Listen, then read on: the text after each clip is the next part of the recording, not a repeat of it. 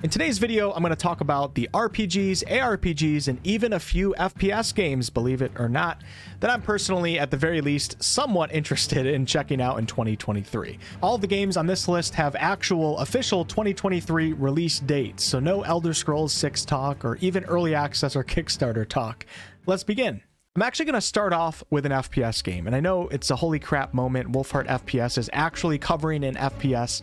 Yes, I am. But all the FPS games on this list, I think some of you will genuinely be interested in, as I'm not covering anything like Call of Duty or anything like that. So this first game is Redfall, a first-person open-world co-op action-adventure releasing on PC and Xbox Series X and S on May 2nd with a price tag of $69.99, but it will also be available on Game Pass.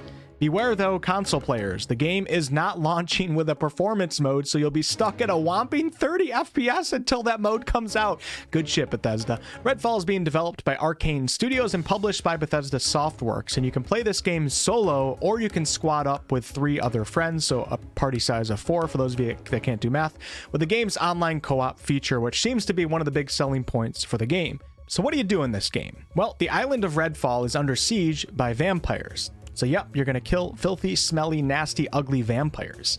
And players will take on the role of the heroes with 4 playable characters, each with their own unique abilities and backstories. You will be collecting weapons and gear, completing quests, using skill points to upgrade abilities, and even boosting your heroes with attributes to customize them further. Now, I'm not really sure how this one's going to turn out, to be honest with you, but there's nothing else really going on at this time, and it's on Game Pass, so what the hell. It's 3 in the morning and I'm waking up to add this section into the video because I love you guys and I forgot to add this game onto the list. So let's add it in and put it in the wrong spot because technically it's coming out before Redfall. This game is none other than Star Wars Jedi Survivor, a single-player, narratively driven third-person action-adventure, and it's coming out on April 28th for PC and current-gen Xbox and PlayStation with a price tag of 70 buckaroonies. This is a sequel to Jedi Fallen Order, and you will be continuing the story of Cal Kestis 5 years later in his increasingly desperate fight to stop the galaxy from descending into complete darkness. This time around, you will be discovering new planets and using additional Force abilities and new lightsaber fighting styles. And that's all you got to know, and that's all I'm going to tell you. Moving on. Darkest Dungeon 2 is a single-player gothic roguelike turn-based RPG, and those who have played Darkest Dungeon 1 would probably have an idea of what to expect here.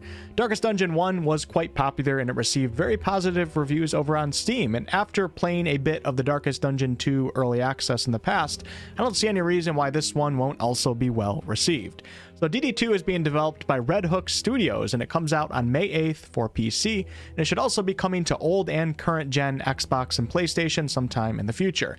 In this game, you'll be forming a party, equipping your stagecoach, and setting off across the decaying landscape on a last gasp quest to avert the apocalypse. This game features 4 party member turn-based combat where you'll have to manage health, sanity, and even the stress levels of your heroes. It's a roguelike, so when a hero dies, it's permanent for that run, and when all of your heroes die, you of course have to start your run over again, but that's part of the game's core design and what makes it challenging. Because of this, you are constantly making strategic decisions on when to push forward, when to retreat, and how to best utilize your hero's unique abilities and synergies in order to survive. Each hero does have their own backstory, there's a massive system of upgrades and boons that open up new strategies for each run, and there's an affinity system where heroes bond with each other or get on each other's nerves, which does affect their synergies. Only a few days after Darkest Dungeon 2, we have The Legend of Zelda Tears of the Kingdom, which is a single-player, arguably an action-adventure with RPG elements, but who cares? And it's a sequel to Breath of the Wild, which came out back in 2017. This game is, of course, a Nintendo exclusive, so if you need to skip ahead, there are chapter markers below, and its price tag is currently set at $69.99. In Tears of the Kingdom, you'll be traveling across the far-reaching land and skies of Hyrule, working to discover the origins of a mysterious gloom that is plaguing the kingdom. The game starts you off on one of the many mysterious floating islands that have suddenly appeared in the skies above Hyrule. The land below that many are so familiar with has been dramatically transformed in this game with new towns, dank caves, and mysterious gaping chasms that are springing up across the world. Of course, it's going to be similar in many ways to Breath of the Wild, but there also seems to be plenty of new things to discover, such as Link's new powerful abilities that allow him to make audacious weapons and craft creative ways to help travel across the land. Next up is System Shock, which is actually a classic game from 1994, but now it's getting a fully fledged remake, which is releasing on PC on May 30th for $39.99. And it's also coming to old and current gen PlayStation and Xbox at a later date. I should also point out that there is currently a free demo over on Steam. Like I said, this is a first-person shooter, but I'd say it probably falls into the action-adventure genre as well, and it definitely has some RPG elements to it. This remake, of course, brings with it new HD visuals, but also updated controls and an overhauled interface, and all new sound and music. Fans of the original will be delighted to hear that the original voice actor of Shodan, one of gaming's most iconic villains, has returned for this remake. For those unfamiliar with System Shock, in this game you'll be fighting to the death in the depths of space as you face off against the forces of rogue AI gone mad. You'll have the opportunity to improve your skills, jack into cyberspace to hack the system and open up alternate routes, and you'll be discovering a non-linear story that unfolds at your own pace.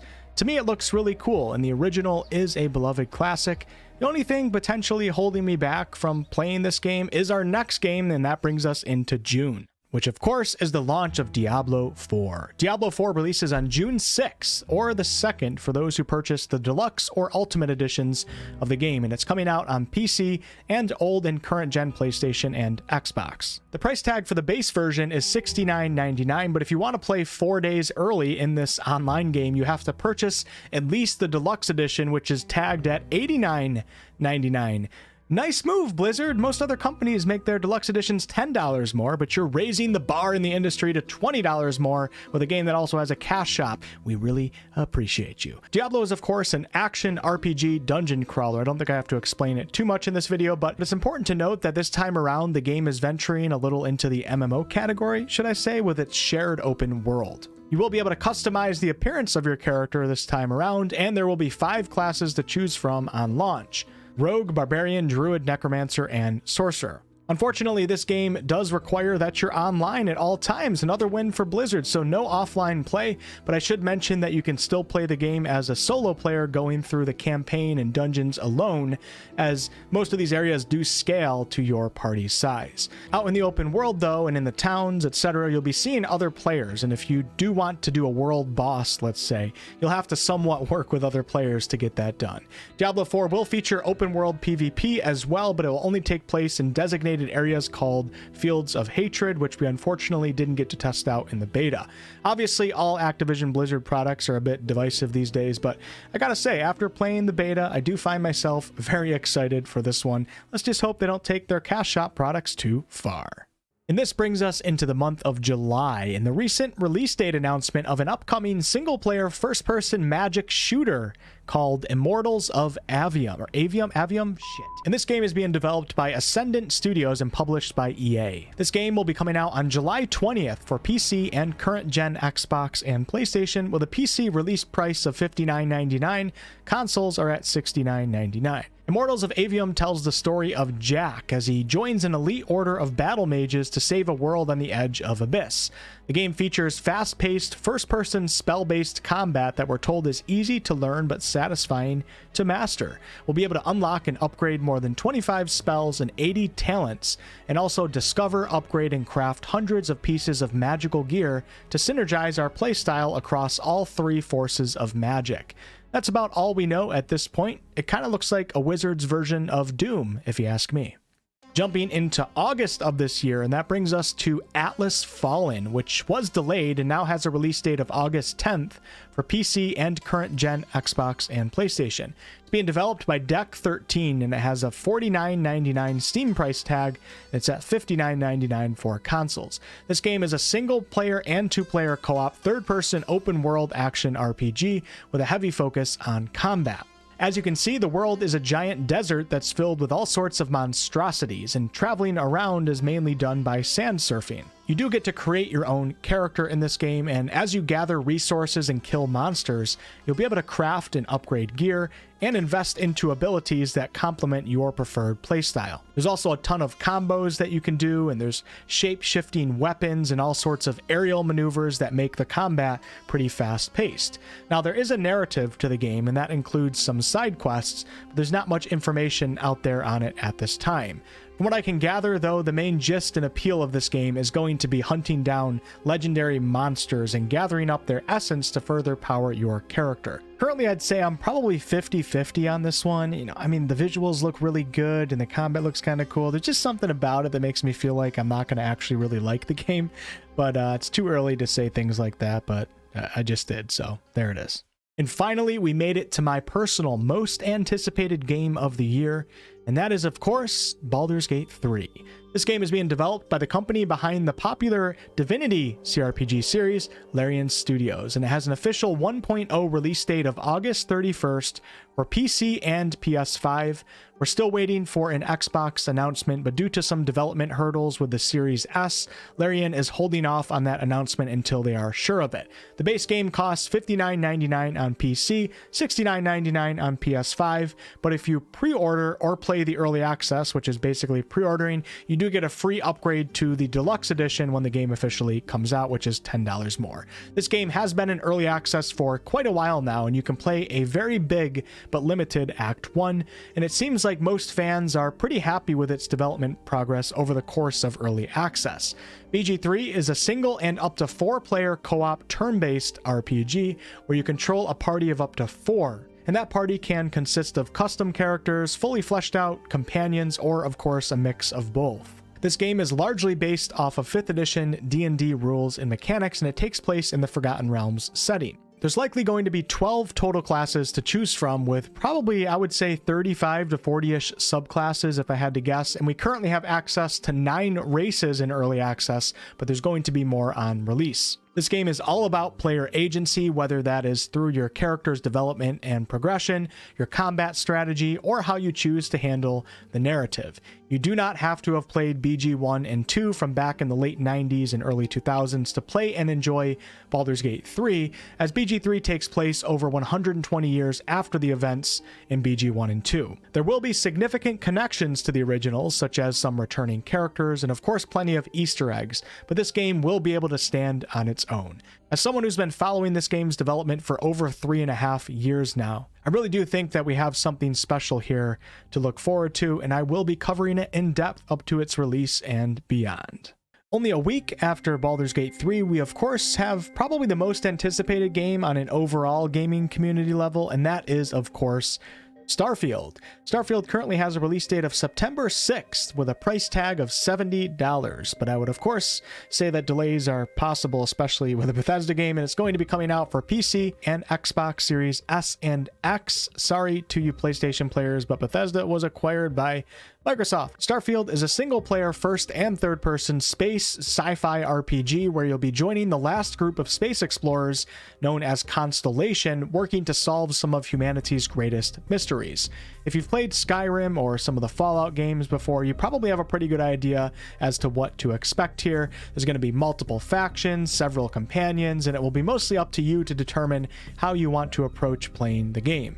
A few other noteworthy aspects include an outpost building system, ship building, ship flying, ship combat, a deep skill system, and plenty of resource gathering and crafting. Starfield will feature over 100 different solar systems with over 1,000 explorable planets, and the game is open world, or should I say open worlds. Some planets will of course be much more fleshed out and important to the narrative than others. Let's hope that they can get it higher than 30 FPS on consoles. And you know what kind of sucks about this game is that it releases a week after Baldur's Gate 3. And I was hoping to cover both games, but I'm only a one-man team over here at the WolfheartFPS channel, so I'm not sure how much I'll be able to play or cover Starfield when it first comes out, but we'll deal with that when the time comes. Even though we already ventured into September with Starfield, I'm going to go back to August now, but I feel much less confident in this game's release time, as the company only told us August of 2023. This game is none other than Lies of P, an upcoming single-player action Souls-like RPG inspired by the story of Pinocchio. Lies of P will be releasing on PC and old and current gen PlayStation and Xbox, and the company behind this game is NeoWiz.